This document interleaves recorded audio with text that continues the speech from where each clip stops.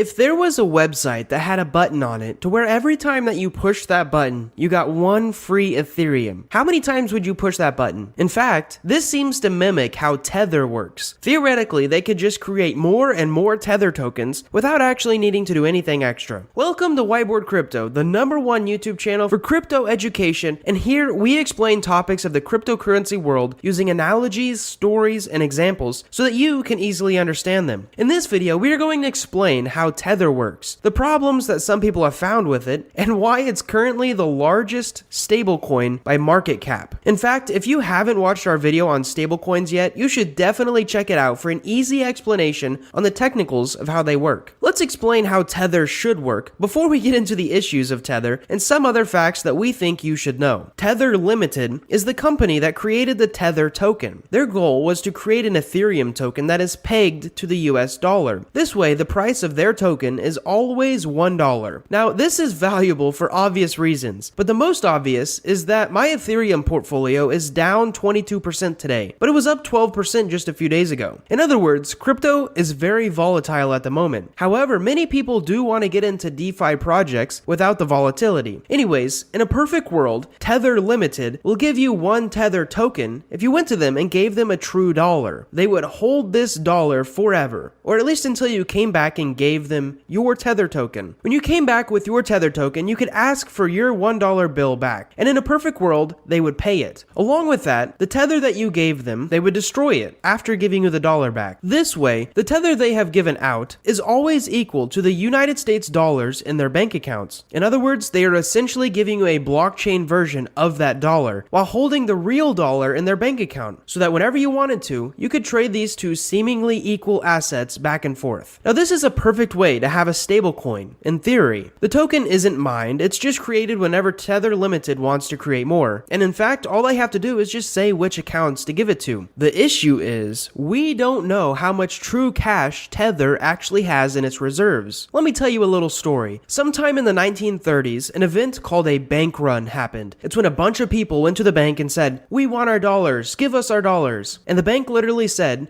"We don't have enough to give everyone all their money." In short, a lot of people think that the same thing is happening with Tether. Now, you might be wondering, why is this a bad thing? Well, the only thing that makes a currency valuable, other than its intrinsic use, is its perceived value. Paper dollars, or cash, do not have much other value than maybe to use as fuel for a fire, or maybe even insulation. It is in fact the perceived value is what keeps them at $1 instead of $10 or $0. If we apply the same thinking to Tether, what's holding them up? Their perceived value. Because the inherent value of a blockchain token is not much. In fact, the inherent value should be that if you take that token to Tether Limited, they will give you $1. But the question is, can they actually do that if everyone asks for their dollars back? Moving on, what is FUD? When it comes to crypto, there is a lot of what we call FUD. Now, FUD is an acronym for fear, uncertainty, and doubt, which are actually very powerful emotions when it comes to investing and spending your money. FUD is commonly used as a simple way to manipulate markets. For example, you can quickly release an article that says, "Warren Buffett thinks dog poop is more valuable than Bitcoin," and then suddenly a bunch of headline readers will dump their Bitcoin because of the simple idea that Warren Buffett doesn't see that Bitcoin has any perceived value. In this video, we are going to make sure to try to stay away from FUD as much as possible and only give you the true facts. The big blazing issue with Tether is that its parent company, Tether Limited, can literally click a button and give themselves free Tether, to which they can trade it for other cryptocurrencies. Actually, do you think it's a button that they click, or do you think it's something else like they have to write code? You should let us know what you think in the comments because we're interested to know what your guesses are. But moving on, what makes it a big blazing issue is that Tether's current market cap is around $60 billion. Do you think they have $60 billion in their bank account? A lot of people do not. See, Tether Limited is not in the United States, so that way the United States government cannot tell them what to do, or they can't force an audit. In fact, Tether Limited purposefully set themselves up in the British Virgin Islands. You should know the US Attorney General actually did a little bit of investigation, and then due to that investigation, you cannot buy Tether in New York. They said it's to protect their citizens. Now, according to their own reports on March 31st, Tether says they have only around 2.9% of their reserves in actual cash. 12.5 is literally loans, around 10% is corporate bonds and precious metals, and another 50% is literally commercial paper, which is technically more loans. loans. A little bit more is treasury bills, and some of it is actually other cryptocurrency tokens. Now this is at least what they self-reported. Another issue is that Tether has hardly actually been audited. From the information that we could find about the Tether Limited audit, there has only actually been one professional audit, which was done by Friedman LLP. But Tether backed out of the audit because the company was asking too many questions. So an audit was started, but not finished. Now this is an issue for a lot of people, since any company who wants to last long term will usually go through an audit for the trust of their customers, no matter how invasive the questions might seem. In fact, most of the time, giving answers to invasive questions only goes to show that they're not doing anything sketchy. So why would Tether avoid this? There are actually a lot of rumors about Tether Limited and Bitfinex, which Bitfinex is a centralized exchange like Coinbase, and these rumors are that both of these companies are in cahoots together to manipulate the price of Bitcoin. Now the rumors about both of these companies is a bit out of scope for this video, so if you'd like to see a video specifically on the romance of Tether and Bitfinex, plus any future audit updates, leave a comment below. Moving on, let's talk about a rumor that has been spreading in the past couple weeks. Since Tether is a token mostly on the Ethereum network, we can actually track exactly who holds most of it right now. Right now, large exchanges like Gemini and Binance actually hold a lot of Tether. Some big decentralized apps also use them, like Curve Finance and Aave. Now there is a theory out there that since Tether is so big, 60 billion market cap right now compared to Ethereum's 228 billion and Bitcoin's 614 billion actually makes Tether the third largest cryptocurrency. And this rumor is that since it's so big, if Tether crashes, it could bring down the rest of the crypto market. Now this isn't completely crazy, since a lot of the liquidity in certain decentralized exchanges actually uses Tether. To explain this theory,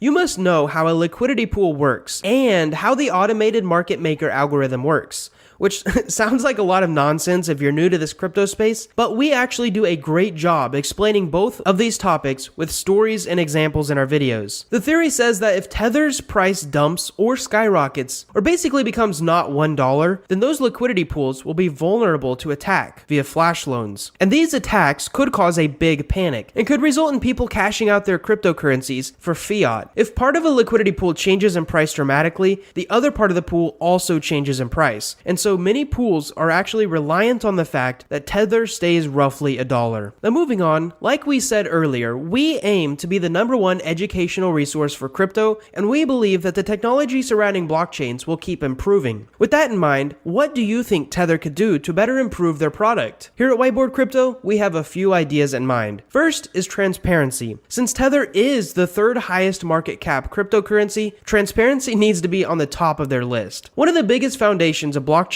is transparency. This includes in-depth audits and answering any questions that their customers might have. In fact, verifying their funds via a third party would clear up a ton of FUD and be a big step forward for them. Secondly, a big part of the idea of Tether is to allow a bridge back and forth from the crypto world to the real world. This way, you can transfer your USD for USDT. Now, we think they would greatly improve their product simply by allowing access to this bridge for everyone. Imagine if you could buy Tether online straight from Tether Limited without any restrictions or background checks or KYC. Then imagine if you could cash out your Tether without the IRS knocking or any waiting period. If Tether truly believes that they are the stablecoin bridge, they should work on this. The last thing is for them to actually hold most of their reserves in cash instead of using loans or gold or even stocks. It would make a lot of people happy if they saw 80% of Tether's reserves were actually truly cash in their bank account. And technically, it would make us happy too. So wrapping up, we want to know your thoughts. Are you afraid of the collapse of Tether leading to a crypto bear run similar to what happened to the banks in the 1930s? Do you have any ideas that we haven't mentioned that could improve Tether? Let us know in the comments below, along with any future video ideas you might have. In fact, we currently have like 100 video ideas, but we aim to get the important ones out first, and the most important ones are the ones you guys want to see. Thank you for watching our video. We hope that you enjoyed it. We really hope that you learned something, and most of all, we hope to see you in the next video.